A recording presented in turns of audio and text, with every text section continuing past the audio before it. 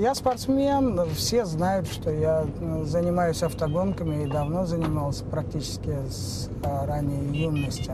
Но спорт, он именно автогонки, они дисциплинируют, очень дисциплинируют человека. И когда я сажусь за руль этой машины, дорожной, она дорожная, спортивная машина, я таким образом как бы выражаю свою индивидуальность, внутреннее свое состояние. Вот. Но ни в коем случае я стараюсь не джигитовать за рулем в повседневной жизни.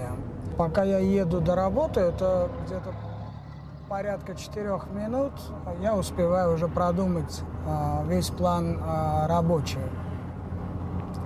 Вот.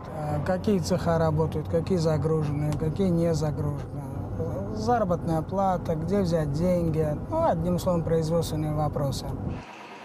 Я закончил литературный институт имени Горького в Москве. Потом работал на киностудии в качестве редактора. Очень много сценариев написал, документальным фильмам, есть художественные фильмы у меня. Написал книгу рассказов. По этой стезе и иду я. В последнее время, вот 11 лет я проработал главным редактором газеты. Тогда она называлась «Ленинградская правда». Но потом уже руководство сочло, что меня надо поставить начальником управления полиграфических предприятий нашей области. 14-15 лет, наверное, я начал этим заниматься, картингом, немножко мотоциклами. В основном меня привлекали автомобили. Поэтому я стал заниматься автомобильными ралли. Я больной человек на спортивной технике. Я, конечно, хотел, чтобы это было, и продолжалось. И я знаю, что это интересный мир, и самое главное, что это полезно. Это полезно в том смысле, что если заниматься автомобильным спортом, в том числе и картингом, то вырастают технически грамотные люди и корректные водители. Да, я очень переживаю, потому что у меня и первый сын, старший сын, он когда перевернулся на картинге, а это бывает, это опасный вид спорта. Я побежал, но когда мы его с ног на голову подняли, то я думал, он внутри не сломался. Нет, он сел и поехал. Мне было гордо, а с другой стороны страшно, конечно. Этот момент такой был страшный. И младший сын недавно у меня сошел с трассы. Я тоже бежал, но он как-то вот совладал и с техникой, и с собой внутренне. Тем более он этих историй наслышался. Вот, и вышел на трассу, и победил, и стал чемпионом. Скорость – это, наверное, самовыражение. Я по натуре человек такой, в принципе, доброжелательный, но с помощью скорости я набираю и адреналин, и остроту ощущений жизни. Когда я начинаю ехать, вот как только дают старт, я завожу картинг, я еще волнуюсь.